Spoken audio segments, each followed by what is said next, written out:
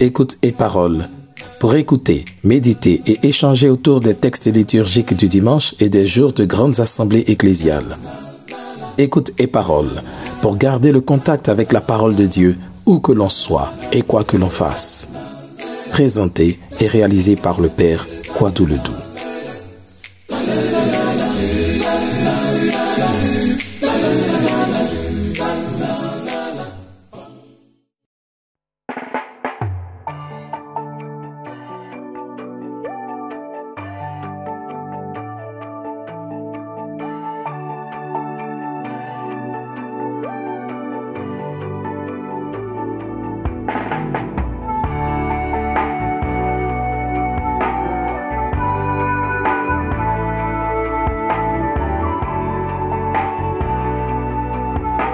Dimanche 29 octobre 2023, 30e dimanche du temps ordinaire de l'année A.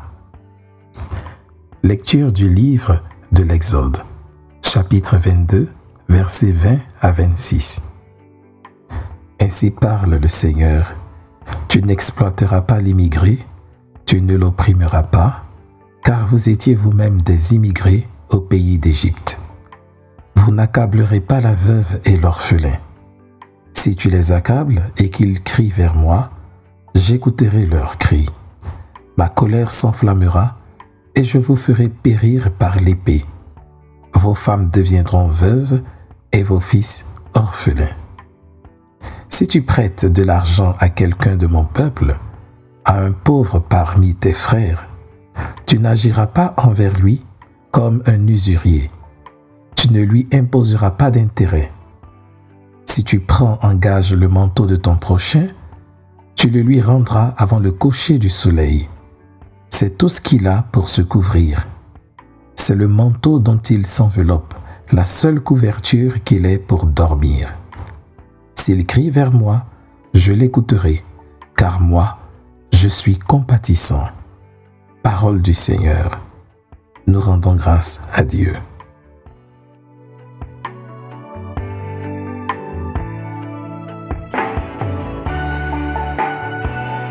Psaume 17. Je t'aime, Seigneur, ma force. Je t'aime, Seigneur, ma force.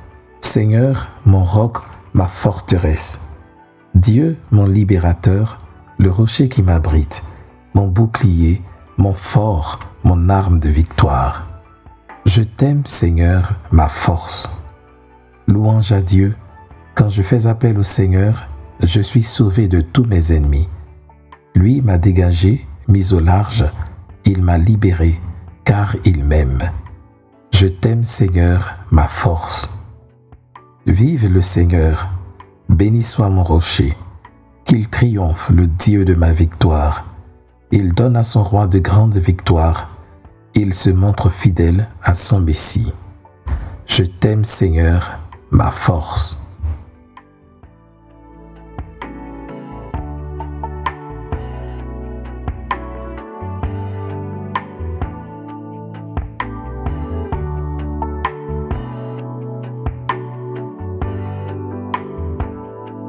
Lecture de la première lettre de Saint Paul apôtre aux Thessaloniciens, chapitre 1, versets 5 à 10.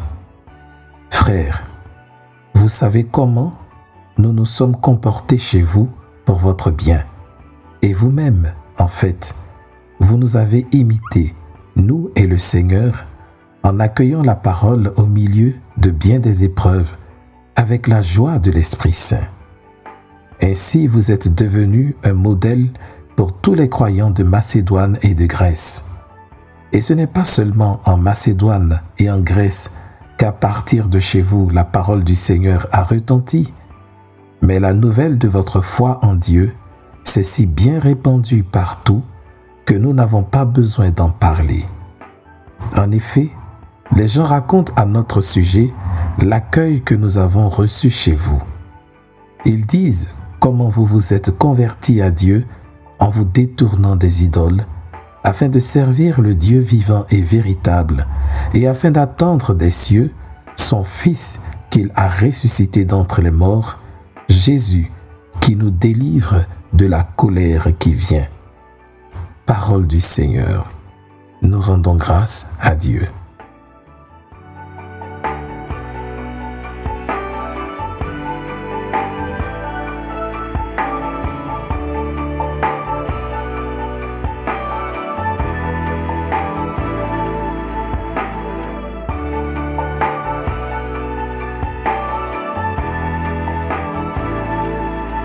Évangile de Jésus-Christ selon saint Matthieu, chapitre 22, versets 34 à 40.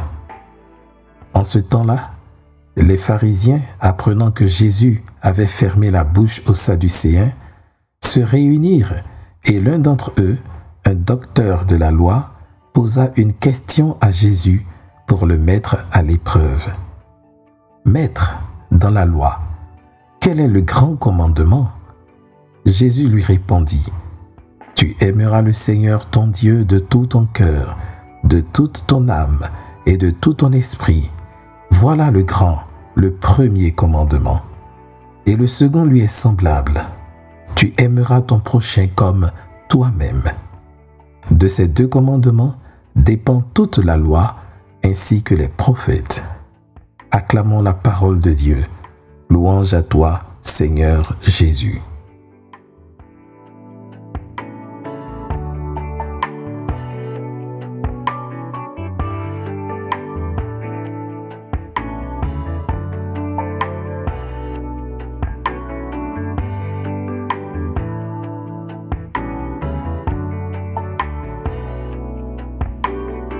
On se souvient de cette réponse de Jésus, pleine de sagesse, aux partisans d'Hérode qui étaient très sensibles aux questions politiques, notamment en ce qui concerne l'impôt à payer à César.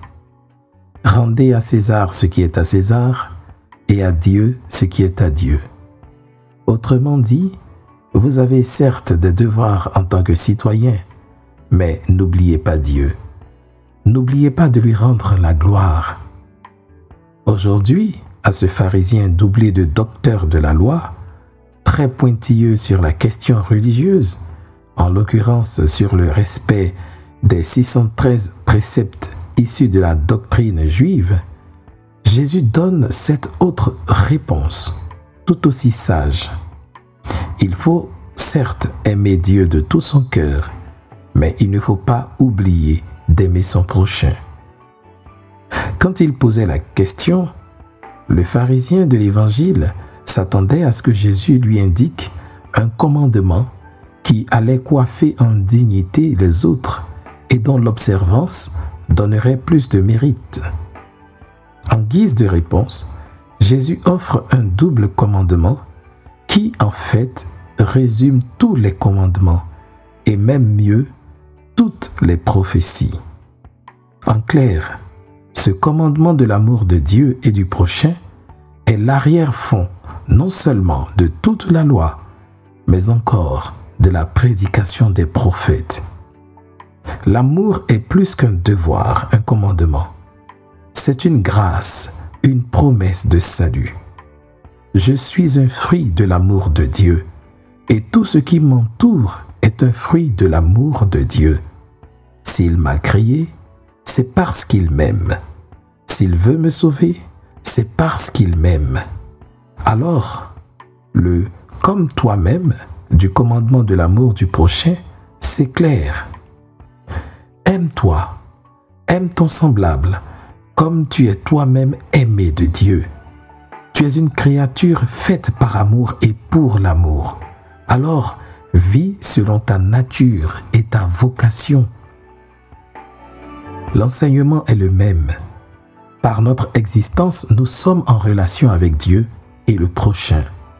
C'est une relation d'amour qui a besoin d'être affinée, parfaite.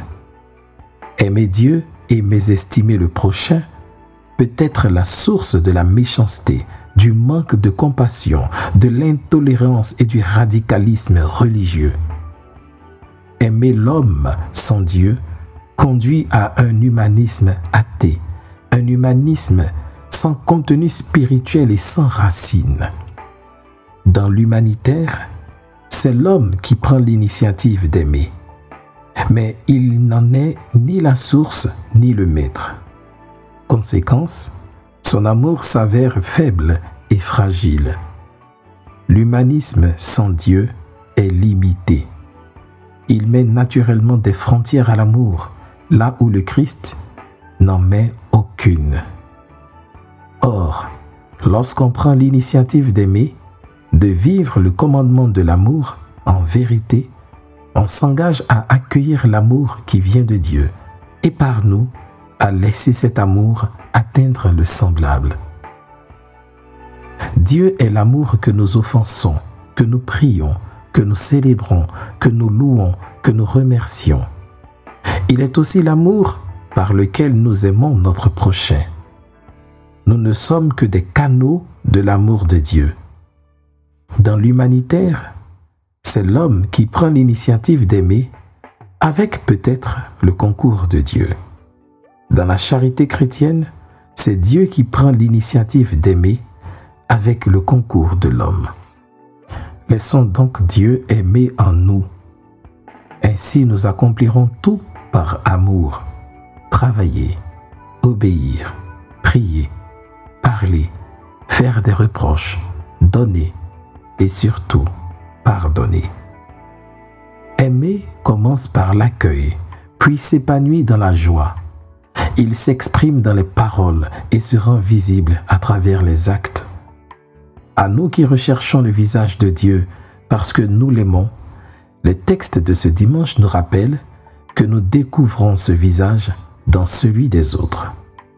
Que l'Esprit de Dieu nous donne la grâce de vivre dans l'amour vrai et sincère pour la plus grande gloire de Dieu et pour le salut de l'humanité.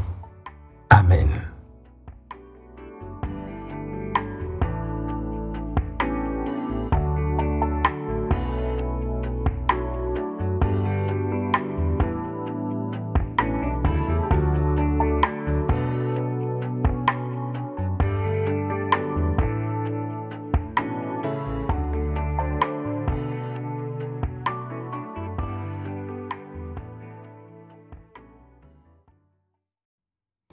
Écoute et parole vous a été présenté par le Père Kwadou Ledoux. Si la parole de Dieu de ce jour vous a touché d'une façon particulière, n'hésitez pas à en faire l'écho à tous ceux et celles qui suivent ce podcast dans les commentaires. Pour suivre les prochaines publications, abonnez-vous au podcast ou rendez-vous sur le site www.père-kwadou-ledoux.net. Une dernière chose. N'oubliez pas de partager ce podcast autour de vous pour que la parole de Dieu retentisse jusqu'aux confins de ce monde. Car la foi naît de ce qu'on entend.